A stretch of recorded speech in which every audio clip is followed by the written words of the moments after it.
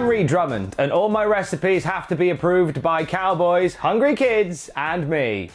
Here's what's happening on the ranch. A surprising NXT call-up has been revealed. A SmackDown star buries creative, and Cody responds to negativity around his title match at Fight for the Fallen. We'll talk about that in a bit. If a tree falls in the woods and no one is around to hear it, does it make a sound? If an NXT star gets called up and nobody sees it, does it count as a call-up?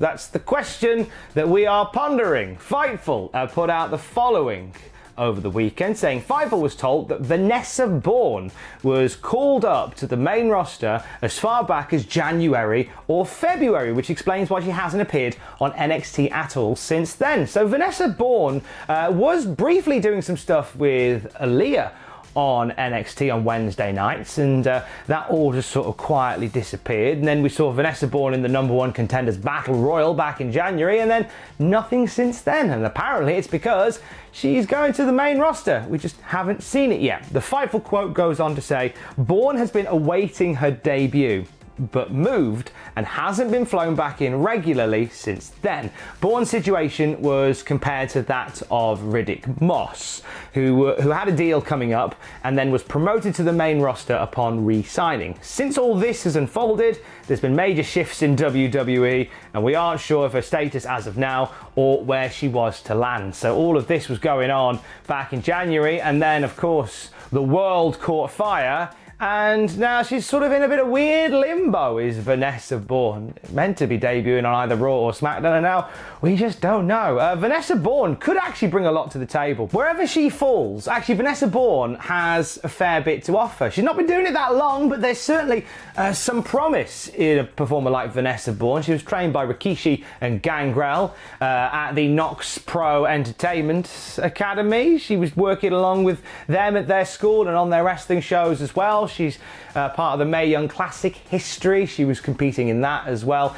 And there's something about Vanessa Bourne. We haven't seen a lot of her, but I feel like wherever she lands, she'll do good things. But right now, she sort of exists in this weird limbo land between NXT and Monday Night Raw and or SmackDown. We will see where she goes. SmackDown karaoke on Friday. That was described by many as a thing that happened. Lacey Evans and Naomi getting into a bit of a tussle after a sing-off on Friday Night Smackdown, and Naomi shared a video on her Instagram of the post-karaoke scuffle, in which she used the caption, "I don't start mess, I finish it.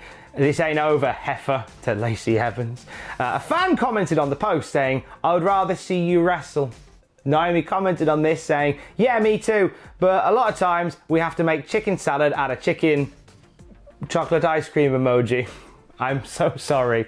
Naomi, giving a little bit of the old elbow to the ribs of creative there. I was very confused by the karaoke segment on SmackDown.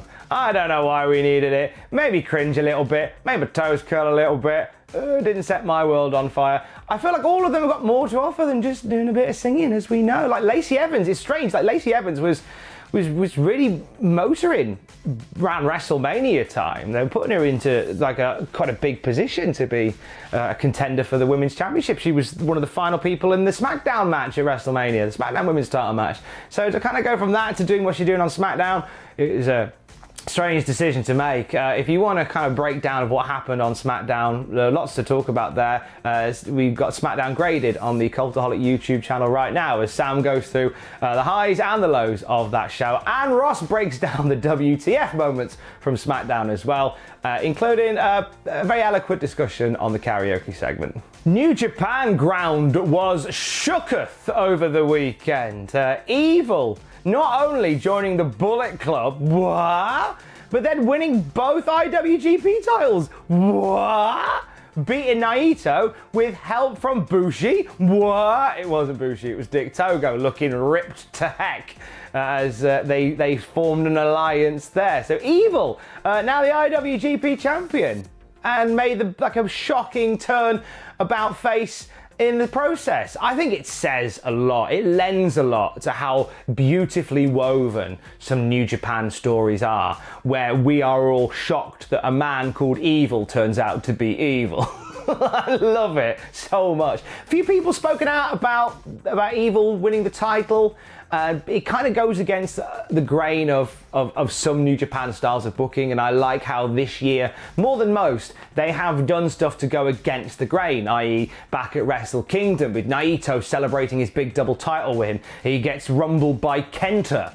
Like, that sort of thing, you would normally just let that moment happen, but the fact they didn't and how angry people got about it. And also I think the fact that they build this New Japan return as something that feels like a warm and fuzzy homecoming after the world has been in such a terrible place, but New Japan is back. Celebrate the glory of professional wrestling. Naito is back as champion. Celebrate the glory. Oh wait, he's just been beaten by Evil, who's just joined the Bullet Club, and everything's horrible.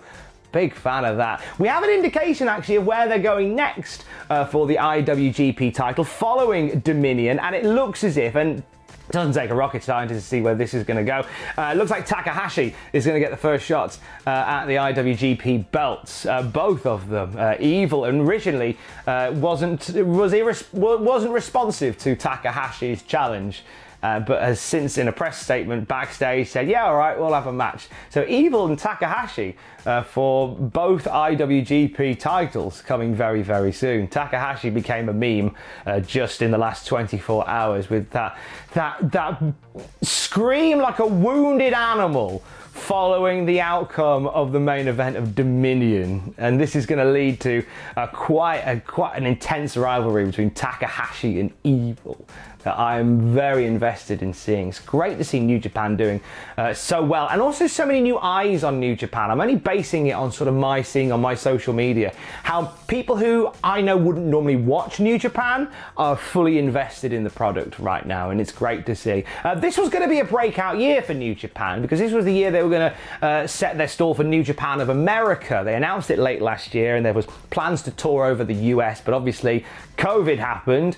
That's not happening, but they carry on, they persevere, and they have started showing a little bit of what New Japan of America is all about. And we've seen on New Japan World the Lions Break Collision episodes that they've been running, and they've done so well that you're going to get a new chance to see them. New Japan Global put out on Twitter with a tremendous reaction from fans all over the world. Lions Break Collision has been a tremendous success. Starting July 17, a new way to watch. Lions Break Collision comes weekly to Fight TV, and episode 1 is free.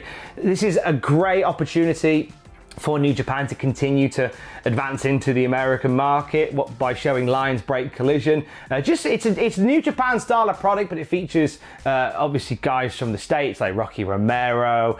We've got TJP in there as well. Mysterioso is part of the lineup as well. Some really cool characters involved with New Japan of America. This isn't the launch that they were hoping for, but it's moving in a direction, which is good to see. And finalement, this Wednesday, Fight for the Fallen. Cody defends the AEW TNT Championship against Sonny Kiss. This was a match that was advertised just over the weekend, and a lot of talk about this particular match. Sonny Kiss is somebody that's been with AEW since the very beginning, but a lot of people feel like hasn't really got anything to really chew down on within AEW. Lots of stuff happening on Dark, a brief team with Dustin Rhodes, but apart from that, there's not been much for them. And this is looking like this is the biggest opportunity that they've had since arriving on the roster to work against Cody for the TNT title. Now, obviously with Sonny Kiss, as strong a performer as Sonny Kiss is, they do attract some bad takes from people, let's put it that way, because they're gender fluid and there's been a few nasty tweets knocking around, and Cody actually highlighted one in particular.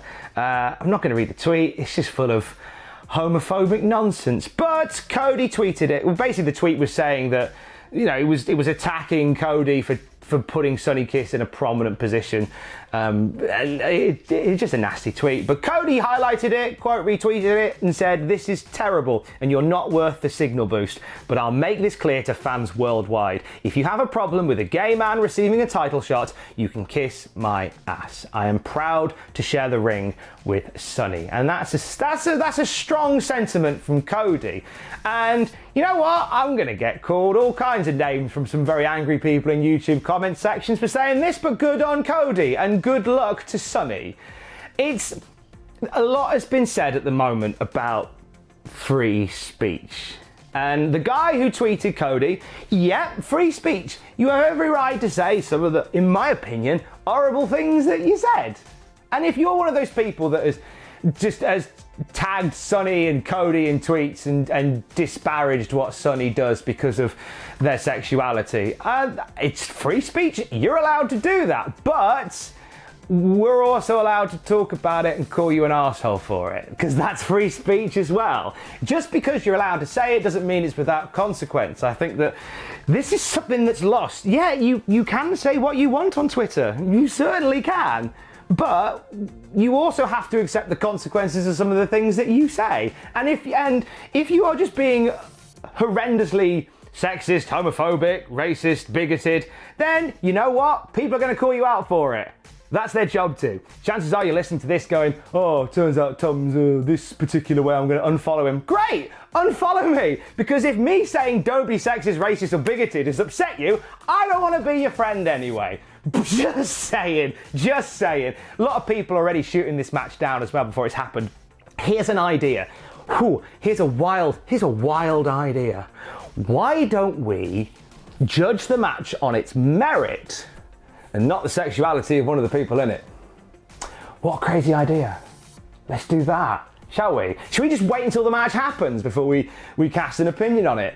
Let's let it be either really good or really crap on its merit. If the match is bad, then the match is going to be bad. If the match is great, the match is going to be great. And it's not going to be it's not going to be based on how they stand in any way, shape or form. Let's just wait until Wednesday and judge the match based on the match. We'll take it from there. Got on my pedestal this morning. I do apologise. I'll spend the rest of the day climbing down from it. Seriously, if you are a bigot, I don't want to be your mate. Stay safe. Love you. Bye.